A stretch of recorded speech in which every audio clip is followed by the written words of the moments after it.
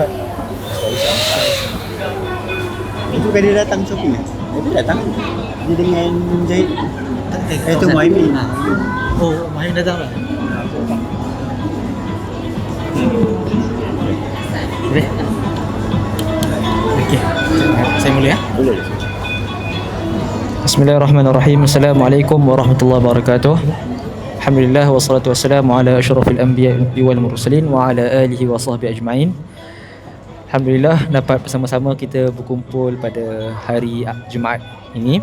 Jadi untuk sesi yang kali ini Ilham Books akan meneruskan sesi talk bersama penulis. Dan kali ini kita bersama dengan buku yang kedua terlaris di Ilham Books pada kali ini, iaitu buku Penjajahan Akal. Itu bersama dengan penulis ialah saudara Amirul Ashraf, calon PhD. Calon master. Calon PhD. Jadi karya ini adalah karya daripada master. Karya daripada master. Dia ditulis diolah untuk cetakan umum. Jadi tanpa membuang masa, saya menjemput saudara Amirul Ashraf untuk memberikan sedikit perkongsian tentang latar belakang beliau lah. Okey, dipersilakan. Awal. Tes sebarang suara. Okey, bismillahirrahmanirrahim. Assalamualaikum warahmatullahi wabarakatuh. Jadi untuk buku Penjajahan Akal ni asalnya adalah merupakan tesis master saya. Yang mana tesis master saya berkenaan dengan satu idea konsep kejatuhan peradaban sebenarnya. Konsep kejatuhan peradaban menurut Malik bin Nabi. Jadi saya kaji tentang pemikiran bin Nabi ni. Dia menarik sedikit kerana kebanyakan lah dah lama satu tempoh tulisan bin Nabi ini tidak dikaji secara orang kata perbezaan. Berlaku ada satu perbezaan, iaitu selalunya orang kaji benda-benda yang sama. Yang benda yang dah ada tapi orang kaji yang cuba diolah dengan bahasa yang lain. Tapi saya cuba kaji satu aspek yang mana dia adalah terletak dalam perbahasan, kalau kita dengar sekarang istilah dia declinism, iaitu orang bahas tentang mengapa dunia Islam jatuh, kenapa peradaban jatuh dan sebagainya, apa masalah dunia Islam, apa masalah orang Islam. Jadi itu aspek yang saya rasa tidak dikaji lagi oleh kebanyakan penulis lah. Itu saya nampak sebagai research gap ketika itu. Dan juga bila mula saya pergi umrah, saya berkenalan dengan karya bin Nabi. Sebelum itu biasa saya dengar orang kata tentang bin Nabi ni sekian. Maksudnya dia dilekatkan pada tokoh-tokoh tertentu. Tapi bila saya membaca sendiri karya-karya beliau, saya nampak ada beberapa benda noktah yang saya rasa saya juga percaya benda yang sama, iaitu bagaimana beliau melihat masalah dunia Islam itu adalah masalah peradaban, bukan masalah politik, bukan masalah ekonomi, ketinggalan dari sudut ekonomi, bukan masalah dari sudut sains. Jadi apa yang dicadangkan oleh bin Nabi itu membuatkan saya tertarik. Mengapa sebab tu saya tulis dinamakan Penjajahan Akal. Sebab ketika itu banyak yang melihat dunia Islam ni dijajah secara fizikal, tetapi bin Nabi ini sendiri melihat dia adalah satu benda yang berbeza. Jadi itu datang latar belakang kenapa saya tulis mengkaji karya bin Nabi dan juga mengkaji satu aspek daripada pemikiran bin Nabi itu. Okey, agak menarik kenapa pilihan yang dibuat tu. Okey, yang soalan seterusnya boleh ceritakan sedikit biografi Malik bin Nabi. Okey. Jadi menariknya Malik bin Nabi ni, biasa orang fikir kenapa kita kaji tokoh yang jauh, kenapa tak Nusantara kan. Bin Nabi ni bagi saya dia adalah satu tokoh yang menarik kerana beliau adalah, kita kata sebagai tokoh yang universal. Kerana bin Nabi ni dia tidak kaji tentang masalah Algeria saja. Bin Nabi ni dilahirkan di Konstantin, di Algeria sekarang, yang mana kota Konstantin ni adalah salah satu kota terbesar di Algeria lah, bandar terbesar. Tetapi ketika bin Nabi hidup itu, beliau lahir di dalam keadaan Algeria masih terjajah oleh Perancis. Algeria ni dijajah oleh Perancis selama lebih kurang 150 tahun. Jadi bila mana Algeria dijajah oleh Perancis, Ben Nabi melihat ada satu masalah yang lebih struktural dalam masyarakat Algeria dan juga pemikir dan tokoh politik Algeria. Yang mana Ben Nabi ketika itu bermula daripada sekolah madrasah. Kita kata madrasah ni dulu macam kecil, tapi sebenarnya impact dia besar pada pemikiran Malik bin Nabi. Yang mana tokoh-tokoh ketika itu yang lahir daripada madrasah kemudian menjadi tokoh-tokoh yang melawan gerakan-gerakan kata apa, kolonialis lah.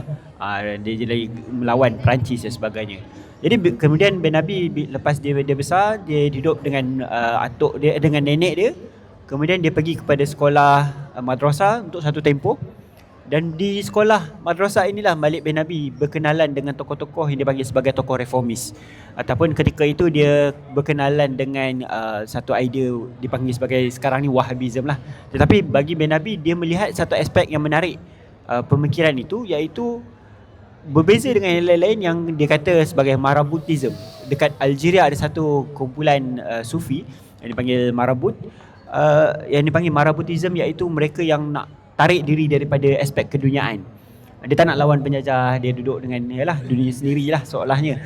Jadi bin Nabi dia bila di madrasah itu, dia tertarik kepada idea ini untuk melihat bagaimana idea ini boleh menggerakkan umat Islam untuk melawan penjajah.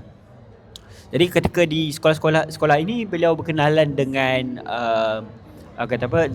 Muhammad bin Badis dan beberapa tokoh-tokoh lain di Algeria yang melawan, disebut sebagai tokoh-tokoh ulama yang melawan Perancis dan gerakan reformis dan sebagainya. Cuma ketika kemudian beliau nak melanjutkan pelajaran ke degree dan sebagainya, ayah dia menasihatkan untuk pergi ke sekolah dipanggil Institute of Politics, tak silap saya, dan kemudian Institute of Electrical Engineering di Perancis. Sebab bila mana di Algeria sendiri, Ben Nabi sendiri dah lihat ayah dia sendiri kena tekan.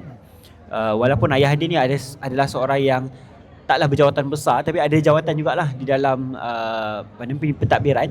Tetapi ayah dia ditekan seolah-olah dia bukan sebahagian daripada orang Algeria. Kerana bagi struktur pemikiran ketika itu, logik pentadbiran adalah mereka yang nak masuk dalam pentadbiran Algeria mesti orang-orang yang seolahnya menjadi orang-orang Perancis, kolonial. Berfikiran kolonial, mesti menjadi bercakap bahasa Perancis. Tapi ayah dia ni ada semangat melawan Perancis. Kemudian ketika ayah dia itu ditekan, tak silap saya ayah dia dibuang juga, pernah dibuang kerja dan sebagainya. Dan akhirnya bin Nabi bila mana ayah dia menasihatkan untuk cuba pergi kepada institut politik di Perancis, dia kerana institut politik itu antara sebuah institut paling tertinggi lah. Kerana ayah dia melihat bin Nabi ni ada potensi untuk pergi melanjutkan pelajaran dalam bidang-bidang pemikiran yang lebih luas. Masa dia jauh lah falsafah pemikiran. Jadi ketika di Perancis, bin Nabi ditolak. Permohonan dia ditolak. Sebenarnya walaupun dia dah sampai sana, permohonan untuk kemasukan dia ditolak.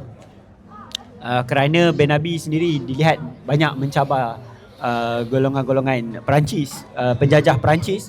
Maka ketika itu permohonan bin Nabi tak diterima.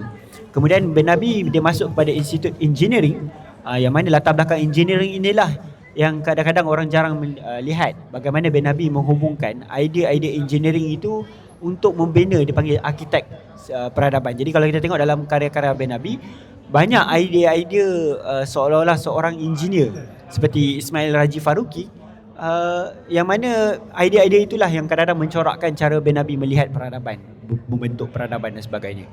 Jadi selepas beliau pulang daripada kehidupannya di Perancis, bin Nabi berkenalan dengan macam-macam karya tokoh-tokoh besar seperti di Uthmaniyah, tapi seperti Ahmad Reza yang menulis tentang masalah-masalah politikal dunia Islam.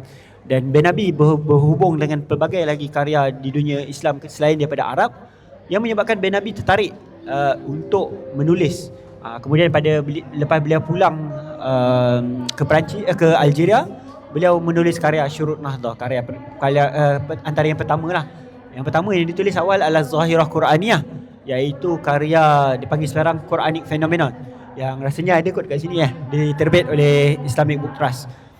Yang mana karya Zahirah Quraniyah adalah satu karya yang bin Nabi dia bertembung secara hadapan bagaimana pemikiran Quran itu bertembung dengan pemikiran orientalis ataupun cara orientalis melihat Al-Quran. Fenomena Al-Quran itu bertembung secara terus dengan ideologi materialis ataupun ideologi zaman itu Marxis. Jadi Malik bin Nabi kemudiannya lepas dia dah datang ke Algeria, dia kecewa sebab banyak tokoh-tokoh yang mengkritik beliau kerana tak terima beliau, sebab beliau sendiri banyak karya dia mengkritik tokoh-tokoh reformis dan modernis yang melihat masalah dunia Islam adalah masalah politik ataupun ekonomi ataupun sains. Jadi bin Nabi tak berpandangan begitu dan beliau menyatakan bahawa masalah dia adalah masalah peradaban. Dan satu tempoh yang lama sebenarnya Malik bin Nabi kemudian dia pergi ke Mesir. Dia pergi ke Mesir dan di Mesir lah banyak usaha-usaha beliau menulis karya, dan untuk kenapa kalau kita tengok lagi ada rakaman-rakaman ucapan-ucapan atau syarahan bin Nabi adalah di Mesir. Sebab ketika di Mesir dia mendapat sambutan sedikit di Mesir berbanding dengan di Algeria. Dan kemudian di Mesir dia berkenalan dengan seorang tokoh nama dia Abdul Sabur Syahin, iaitu seorang tokoh daripada Ikhwan Muslimin, yang mana kemudian tokoh inilah yang menterjemahkan karya bin Nabi ke dalam bahasa Arab. Sebenarnya yang di kumpulan awal yang menterjemahkan ke dalam bahasa Arab adalah Abdul Sabur Syahin. Jadi daripada perkenalan inilah idea bin Nabi mula dikenali di dunia Arab. Sebelum tu orang Arab tak kenal pun, terutama di Mesir. Jadi ketika di Mesir itulah karya bin Nabi ni mula lagi dikritik. Terutama dia bertembung dengan seorang tokoh Ikhwan yang bernama Said Qutb.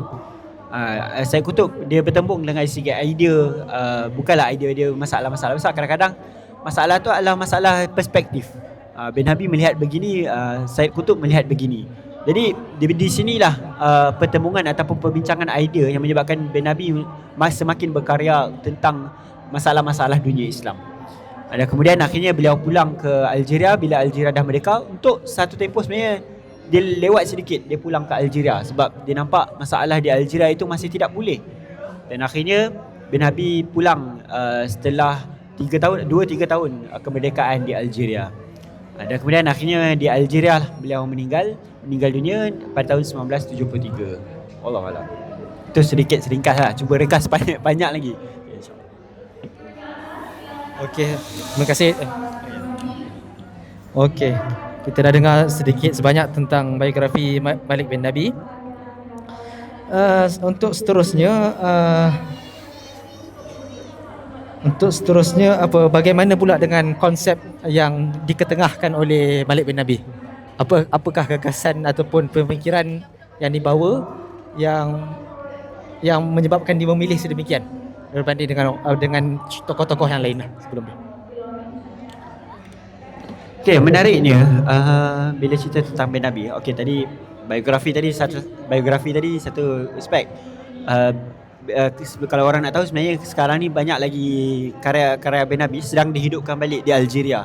Dan juga bin Nabi ada meninggalkan anak perempuan. Anak perempuan ni antara yang meneruskan karya bin Nabi. Jadi satu benda yang menarik di zaman bin Nabi adalah biasa kita mendengar zaman Arab, kebangkitan Arab dia panggil zaman Nahdah.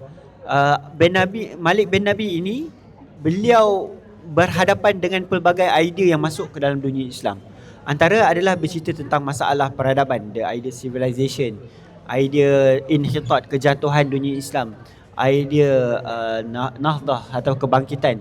Jadi banyak idea-idea dicuba. Di zaman tu ada istilah taqaddum di Osmaniyah, disebut idea taqaddum, iaitu progress, taraqi wa taqaddum. Jadi masalahnya bin Nabi melihat idea-idea ini sangat mencerminkan apa yang dimaksudkan sebagai barat, ataupun barat punya pandangan tentang dunia Islam ataupun progress sebagainya.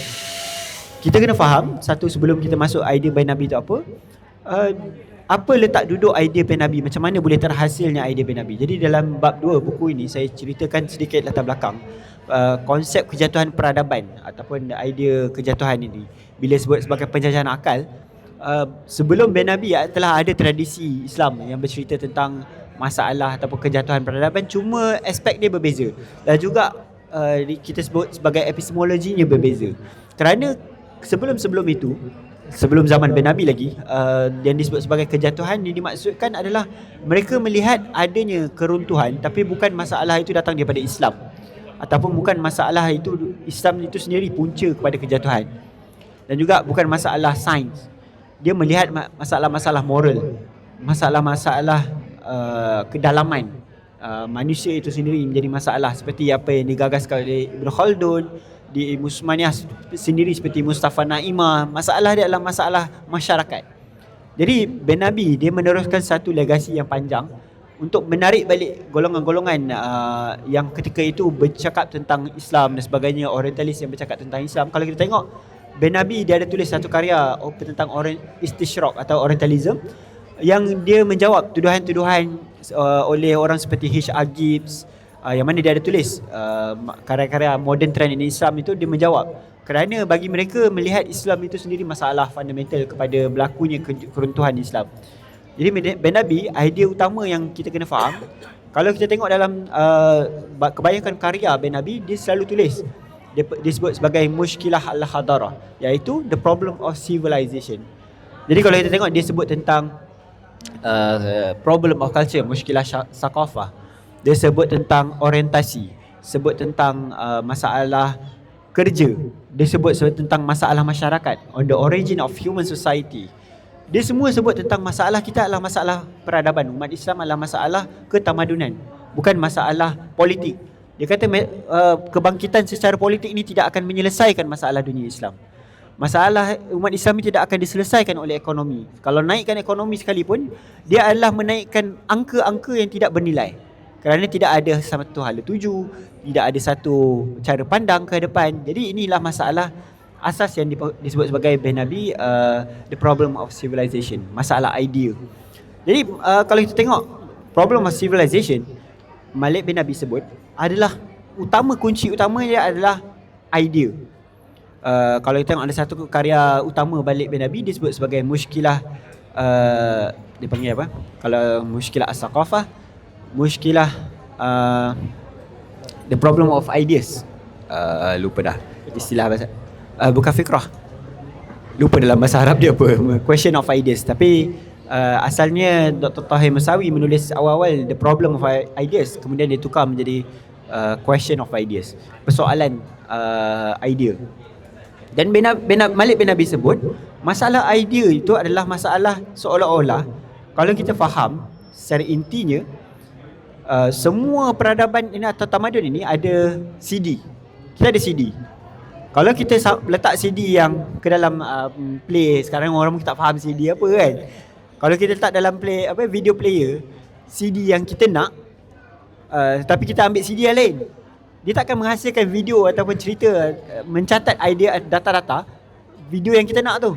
Dia akan mencatat idea-idea atau video yang lain. Jadi sama Malik bin Nabi kata, idea ketamadunan atau idea itu adalah data-data dalam asal usul sebuah peradaban. Kalau kita ambil idea itu daripada luar, diserap daripada luar, dia bila masuk kepada cakra CD kita, takkan jadi benda yang kita nak, kita mahukan. Itu dia punya analogi yang diberikan oleh Malik bin Nabi. Yang kedua adalah berkenaan dengan masalah kemasyarakatan, iaitu dia kata Islam ini, orang Islam terutamanya, dia masuk ke masjid, dia pergi masjid, tetapi bila keluar daripada masjid, seolah-olah dia bukan orang Islam. Yang mana Islam itu tidak mengesani cara hidupnya, yang mana dia tidak mengesani dia ke dalam sejarah. Iaitu orang Islam tidak mahu pergi kepada sama ada membaiki masyarakat sekeliling, tidak mahu melakukan kerja-kerja di luar daripada apa yang disebut sebagai kerja je atau work. Ni kalau saya tengok, dia tidak jauh daripada idea Hannah Arendt, yang mana dia meletakkan ada labor, action ataupun work. Sama juga Ben Nabi kata masalah umat Islam ini, dia melihat benda-benda secara material ataupun secara rohnya sahaja, meninggalkan inti utama Islam itu, iaitu gabungan antara dunia dan akhirat dan sebagainya. Jadi itu antara kunci idea-idea yang ringkas lah tentang Malik bin Nabi yang boleh kita gagaskan, iaitu sebab tu saya tulis krisis idea, iaitu masalah umat Islam adalah masalah idea utama. Bukan idea ni, kadang-kadang kita bukan idea kecil-kecil yang kita kata, oh ini idea aku nak buat ni, bukan begitu. Dia adalah masalah apa kita panggil sekarang epistemologi ataupun apa worldview umat Islam itu. Wallahu a'lam.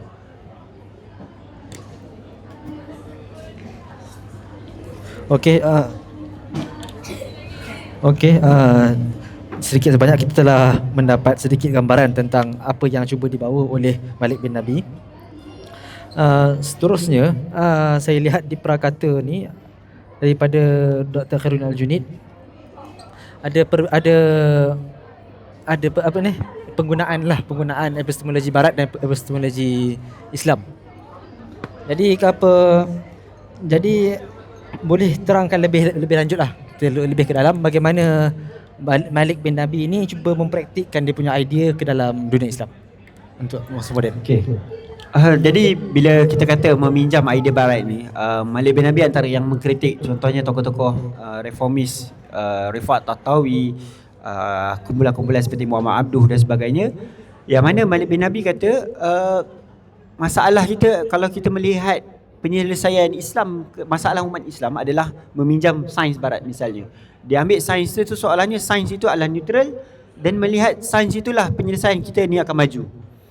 Contohnya istilah maju itu sendiri bagi Nabi sangat bermasalah, yang mana kita mengukur dunia kita dengan barat seolah-olah maju itu adalah sama ada dari segi tingginya bangunan atau material itu lebih maju, ataupun GDP dan sebagainya. Sekarang itu GDP kita sebut sebagai well-being dan sebagainya. Tetapi dia tidak mencari sendiri konsep-konsep itu daripada Islam. Misalnya kita bercerita tentang kebahagiaan dari sudut Islam. Jadi orang mencerita tentang bahagia sekarang, the happiness index dan sebagainya. Misalnya kita baru ni kita ada keluar happiness index di Malaysia, kata negeri sekian-sekian paling bahagia dan sebagainya. Tetapi orang tidak melihat aspek-aspek kebahagiaan itu dari sudut apa. Contohnya di happiness yang dimaksudkan kalau kita tengok daripada sudut Islam, dia ada merangkumi pelbagai aspek. Bukan sahaja zahirnya atau luarannya, dia ada juga internal ataupun spiritualnya, yang mana benda itu tidak boleh diukur. Jadi bin Nabi melihat epistemologi barat ini suka meletakkan kayu ukur kita adalah benda-benda yang material, ataupun melihat benda yang boleh dilihat di luar mata. Jadi bagi bin Nabi, meminjam istilah ini tidak akan menjadikan kita lebih maju daripada mereka. Jadi kalau kita berlumba dengan mereka dari segi aspek yang sama, epistemologi yang sama, kita hanya istilahnya bagi bin Nabi dipanggil stacking, ataupun kita mengumpulkan kumpul apa yang ada di barat ataupun di timur, kemudian seolah-olah itulah kita kata sebagai tamadun Islam. Sedangkan akhirnya kalau kita tarik satu stack tu jatuh runtuh. Dia macam kalau kita main Jenga kan. Jenga kita tarik beberapa jatuh semua. Jadi benda yang sama bagi bin Nabi, stacking itu tidak akan menyelesaikan masalah, tidak akan membina sebuah peradaban. Bagi bin Nabi, apa yang penting adalah kita mencari satu jalan ataupun memahami bahawa dengan epistemologi Islam itu boleh kita membina. Kita mensintesis ni maksudnya kita boleh mengikat benda tu supaya kita tahu macam mana apa yang daripada idea-idea tertentu yang boleh disaring kemudian boleh menghasilkan satu idea yang lain. Mungkin kalau sekarang ni benda tu dia kata inilah paling susah, sebab bagi orang kata macam mana nak buat benda tu. Jadi orang fikir jalan cepat adalah bagaimana nak buat. Dia panggil sekarang ni concept of utilitarian. Maksudnya kita melihat benda itu paling cepat kata apa? Bermanfaat, paling bagus, ataupun utilitarian ni benda boleh pakai lah. Saya boleh pakai, okey, itu paling bagus. Sedangkan bagi bin Nabi benda ni sangat bermasalah dari segi konseptualnya ataupun dari segi ideanya sendiri. Sebab tak semua benda yang dilihat boleh dipakai, boleh menyelesaikan masalah-masalah. Jadi itu satu contoh yang mana kalau kita tengok dalam Dr. Khairul kata dalam prakata itu, itulah salah satu contoh colonizability, iaitu umat Islam sendiri membenarkan diri mereka dijajah secara akalnya. Iaitu kalau sebelum kita dijajah fizikal, kita telah dijajah dengan akalnya. Dijajah akalnya bukanlah bermaksud Islam itu sendiri menjajah, tetapi kita ada unsur-unsur kita kata penyakit-penyakit yang menyebabkan kita boleh dijajah. Antaranya apa? Antaranya kita tidak mengenal pasti ataupun tidak ada kebolehan untuk mengenal pasti di antara yang benar, ilmu yang benar dan ilmu yang salah. Misalnya, antara yang betul dan yang salah kita tidak boleh mengenal antara duanya. Contohnya kita mengenal sains, kita sebut sebagai technical. Jadi orang sekarang kata sains barat ni maju, sedangkan apa yang dia nampak sebenarnya benda tu yang boleh pakai technical, benda-benda technical. Sedangkan itu bukan kita kata sebagai sains. Jadi benda-benda tu yang kadang-kadang umat Islam membiarkan diri dia dijajah bagi bin Nabi, dan juga apa yang disebut sebagai Prof. Khairuddin sebut benda sebagai qabiliyah al-istimar atau colonizability. Itu antara yang utamalah bila sebut umat Islam membenarkan diri mereka dijajah.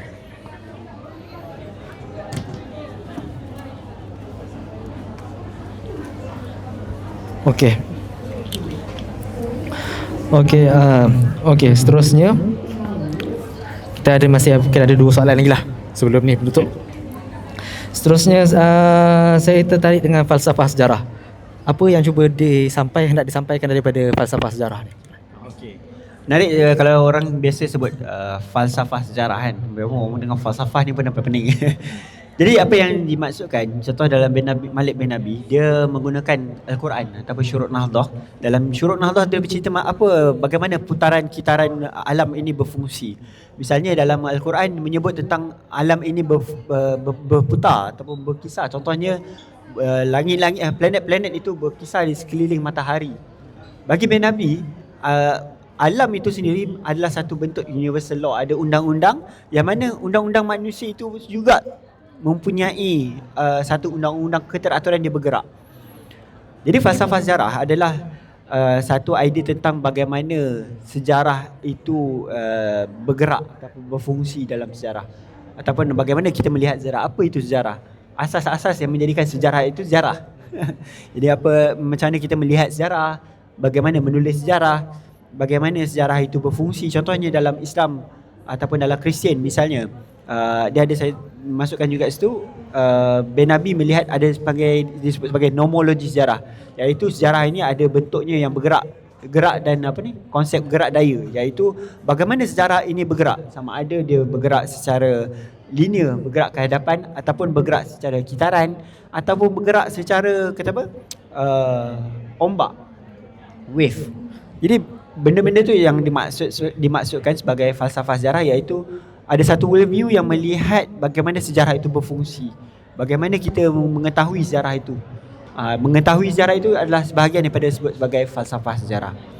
Jadi kalau nak faham, kena baca sedikitlah tentang latar belakang sejarah. Apa itu falsafah sejarah yang disebut sebagai Collingwood thoughts about thoughts, iaitu apa yang berada di sebalik pemikiran. Ibn Khaldun dia menulis dimaksudkan sebagai sejarah. Dia kata ada sejarah yang berbentuk zahir dan ada sejarah yang berbentuk batin. Jadi yang dimaksudkan Ibn Khaldun, biasa orang salah faham, iaitu buku dia I'bar. I'bar ni orang kata ibrah. Dia bukan ibrah sebenarnya. Dia bukan sebetulnya dia bukan ibrah sahaja. Ibrah tu sendiri adalah melihat secara dalam, secara terus ke dalam. Iaitu bila kita lihat sejarah, okey, contoh kerusi, kita melihat apa di sebalik kerusi. Macam apa benda, misalnya atom ke, apa yang berada di sebalik cara fikir melihat untuk membuat kerusi. Apa istilahnya kita akan sebut sebagai apa yang menjadikan kerusi itu kerusi, kekurusian.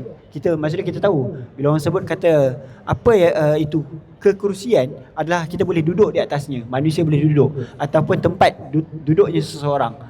Jadi benda-benda itu yang bin Nabi dan Ibn Khaldun semua melihat di sebalik sejarah itu. Apa makna sejarah? Apa makna sejarah itu? Dia bukan sekadar catatan fakta-fakta. Itu yang saya maksudkan sebagai falsafah sejarah dalam tulisan.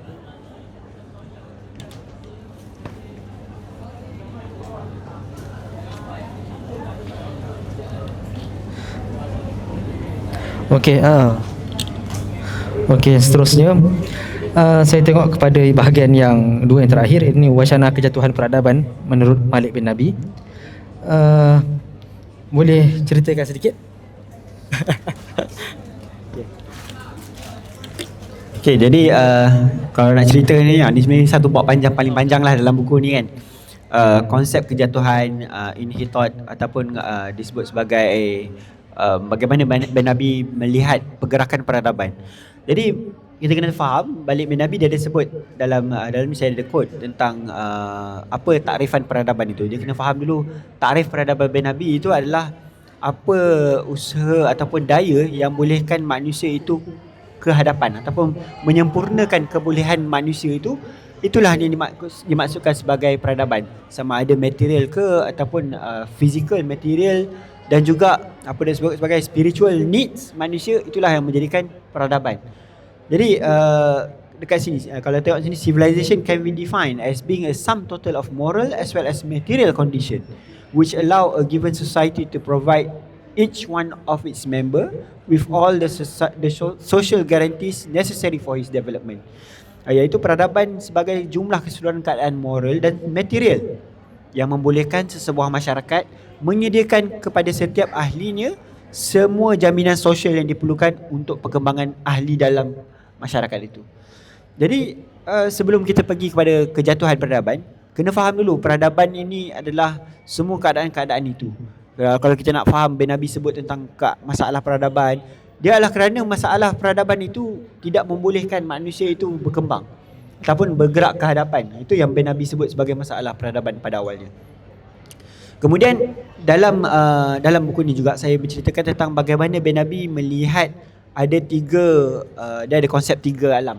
Dan juga peradaban itu apa? Dia terdiri daripada tiga benda, iaitu yang pertama adalah manusia, insan. Yang kedua adalah turab, yang ketiga adalah waqt, iaitu manusia, tanah dan juga masa. Masa ni adalah dipanggil historical time, iaitu masa yang panjang. Maksudnya sama ada kita memerlukan masa untuk berkembang dan sebagainya. Dia tidak boleh nak hari ni selesai hari ni misalnya. Dia bukan kekinian, dia adalah satu tempoh yang panjang. Jadi selain daripada itu, soil, tanah, ada tanah di sini melambangkan material, keadaan material yang membolehkan makna peradaban itu terbentuk. Sama ada dia adalah kita sebut sebagai spatial sekarang, iaitu ruang. Ruang sama ada bentuk bangunan ke ruang fizikal dan sebagainya. Dan kemudian manusia itu sendiri, dan ini adalah yang paling penting dalam Ben Nabi. Dia kata titik paling penting dalam peradaban adalah manusia, insan. Kalau tak ada manusia, benda-benda lain semua tak ada nilai, tak ada sebab, tak ada tak ada nilai lah untuk menjadi peradaban. Tak terbentuk peradaban sebab dia lah inti paling penting, paling utama. Jadi daripada situ Malik bin Nabi melihat peradaban ini mempunyai beberapa cycle ataupun kitaran.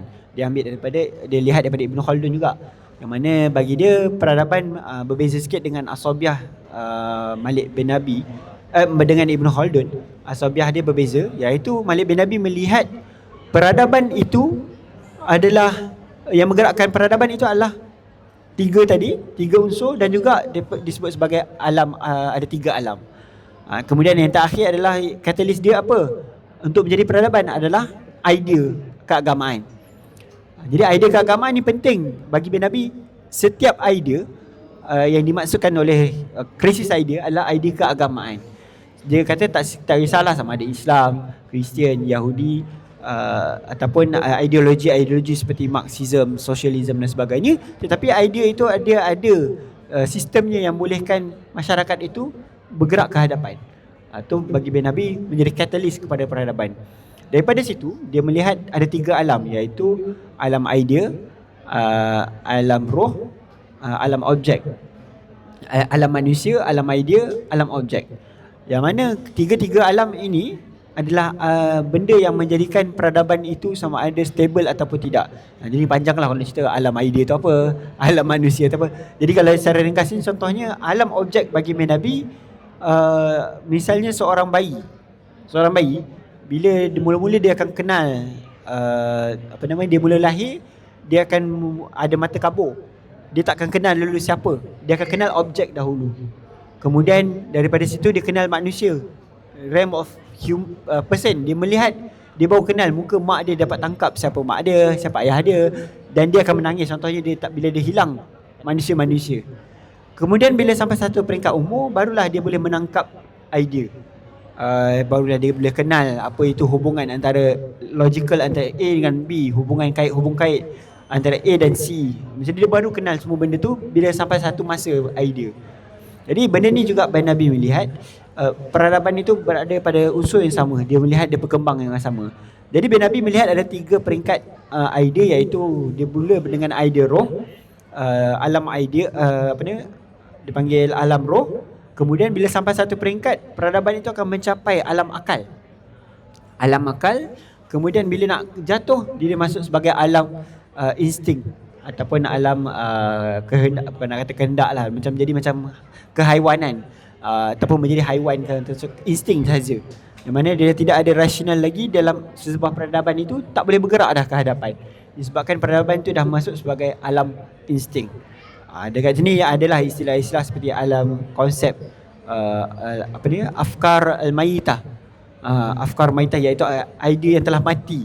Jadi bila melihat perkitaran ini, Balik bin Nabi lihat sejarah Islam ini juga berada pada fasa yang sama, iaitu alam roh ini bermula dengan Nabi Muhammad di Gua Hira, yang mana ketika itu umat Islam sebenarnya boleh mencapai satu ketamunan tinggi bagi dia, kerana contohnya Bilal bin Rabah, dia ditekan, diseksa sekalipun dia masih boleh mengucapkan syahadahnya, iaitu Ahadun Ahad.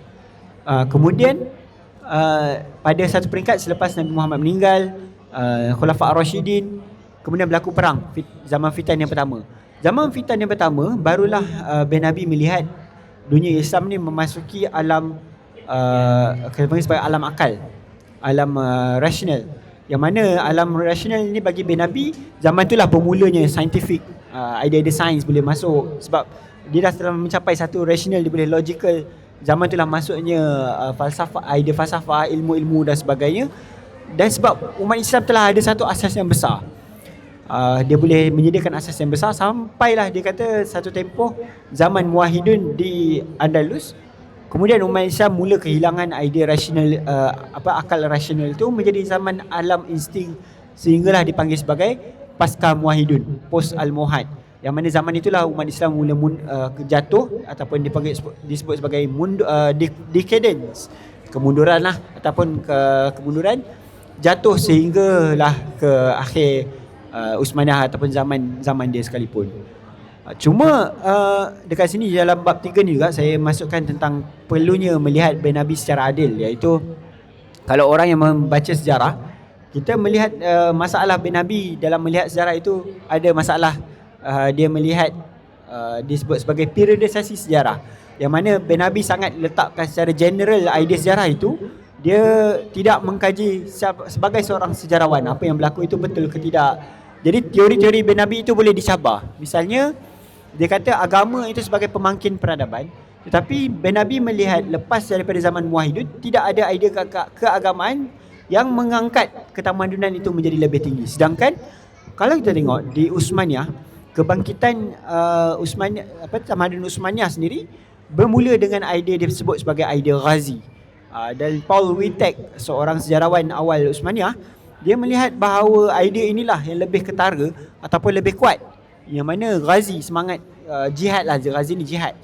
Yang mana kalau mana datang idea jihad, idea daripada Islam lah, daripada idea keagamaan yang melonjak, Utsmaniyah itu boleh mencipta sebuah peradaban. Jadi kalau kita tengok lain di Tanah Melayu, di Mughal, di Safawiyah, dia semua berkembang selepas daripada zaman Muwahhidun. Dia yang disebut sebagai zaman periodisasi Malik bin Nabi itu, kalau kita tengok ada sedikit permasalahan lah yang mana kita boleh kritik. Bin Nabi sangat mengeneralisasikan sejarah Islam sehingga dia menjadikan masalah itu sebagai general. Sedangkan kalau kita tengok masalah umat Islam adalah ketika itu berhadapan dengan kolonialisasi, dunia yang dijajah kebanyakannya berhadapi masalah-masalah yang disebut sebagai bin Nabi, penjajahan ini di Algeria, di Mesir.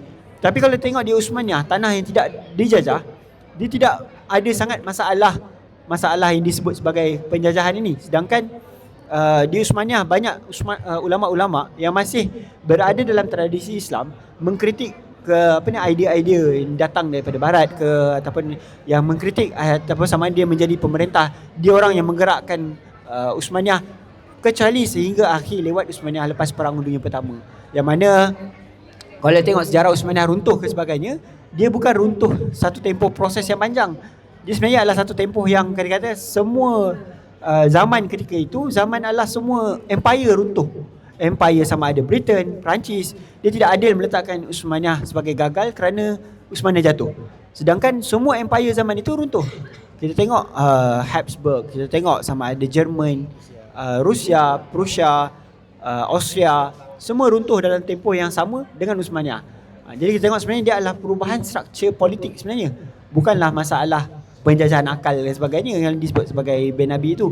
Jadi kita kena tengok secara adil idea bin Nabi ini, yang mana boleh digunakan, boleh dikaji lagi, yang mana boleh dilihat untuk masa hadapan, tetapi perlu adil dalam kita melihat sejarah. Wallah.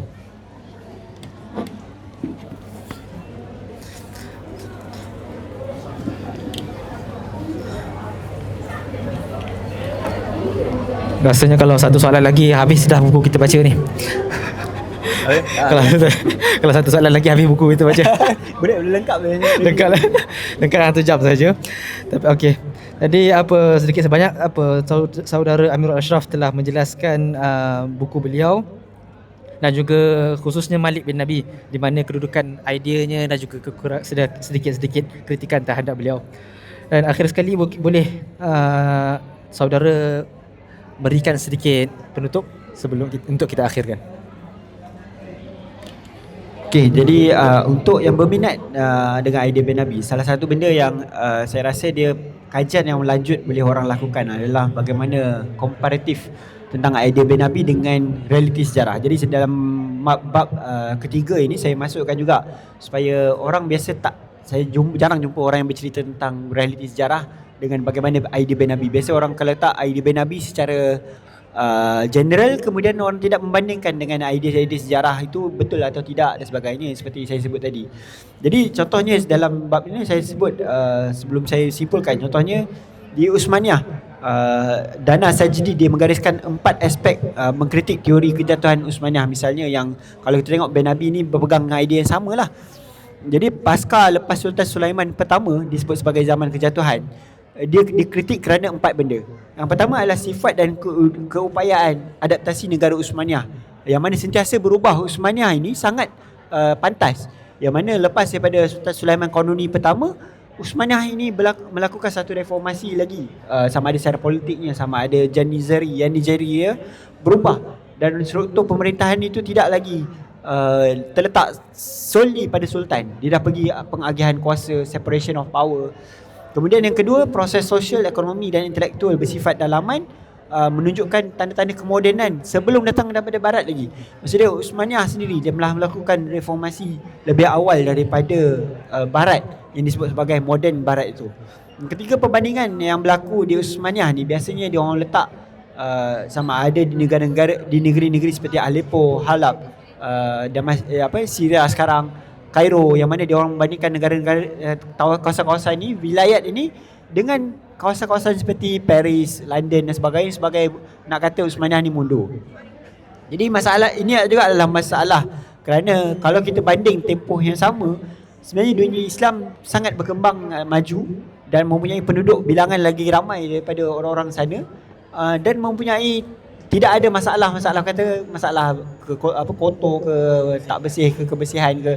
Sedangkan di London pada abad ke-18 masih lagi berhadapan dengan masalah London yang kotor, busuk dan kotor sampai sekarang pun sebenarnya. Jadi satu lagi adalah kita melihat kemunduran ni bersifat Eurocentric, yang mana kita sentiasa nak membandingkan Eropah dengan dunia Islam, sedangkan dia tidak patutnya ataupun berlaku benda-benda yang membandingkan dunia Islam dengan Eropah untuk melihat adanya usaha pemulihan secara dalaman. Jadi benda tu yang saya sebut dalam buku ini, yang mana kena kaji secara berhati-hati dalam melihat sama ada Malik bin Nabi ataupun mana-mana tokoh yang bercerita tentang kejatuhan seperti Abu Hasan Ali An-Nadwi, Syakib Arsalan, yang mana biasanya digunakan sebagai satu senjata ataupun sebagai satu usaha nak reformasi dunia Islam dan sebagainya, tetapi tidak membaca sejarah secara betul. Jadi itu saya sebut dalam bab terakhir lah, dalam epilog. Dan saya kata secara warisan bin Nabi ni, walaupun dia sangat penting dan juga dia masih lagi sangat boleh digunakan, yang mana dia kajian bin Nabi, bukan kajian lah, tulisan bin Nabi ni sebenarnya bersifat diagnostik dan paradigmatik, yang mana dia diagnose masalah-masalah semasa ini disebut sebagai zeitgeist zaman tu. Tetapi tidak sepatutnya kita keluarkan zeitgeist itu untuk mengukur semua sejarah Islam begitu.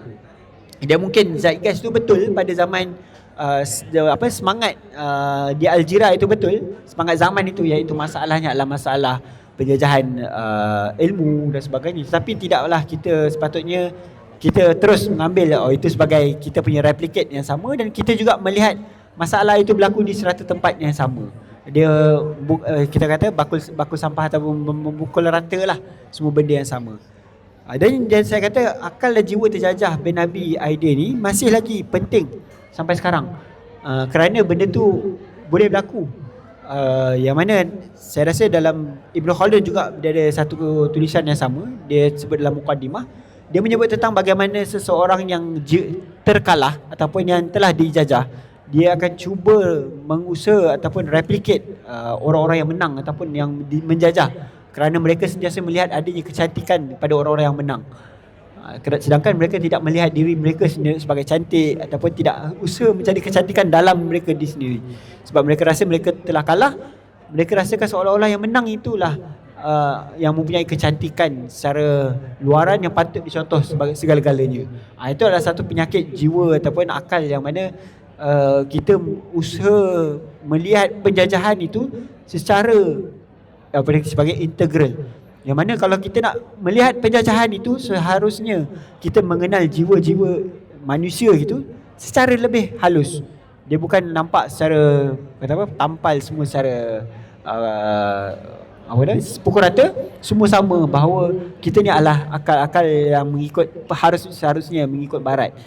Dan konsep-konsep ini seharusnya kita kaji secara serius supaya kita mengenal pasti masalah semasa, zeitgeist zaman ini, iaitu semangat zaman, supaya kita tidak mengikut masalah-masalah yang lalu dan cuba mengimplementasi penyelesaian solusi masalah lalu pada masalah sekarang.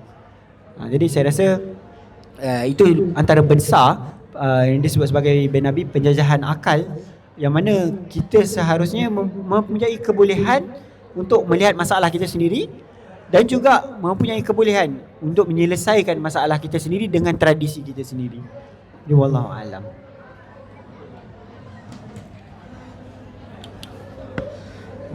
Okey. Saya rasa sampai di sini sahaja wacana buku kita pada kali ini. Jadi diucapkan kepada saudara Aminul Ashraf terima kasih di atas perkongsian yang diberikan. Sangat-sangat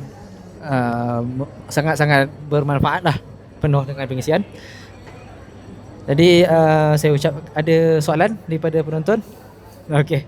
Jadi kami akhirkan dengan wabillahi taufiq hidayah. Wassalamualaikum warahmatullahi wabarakatuh.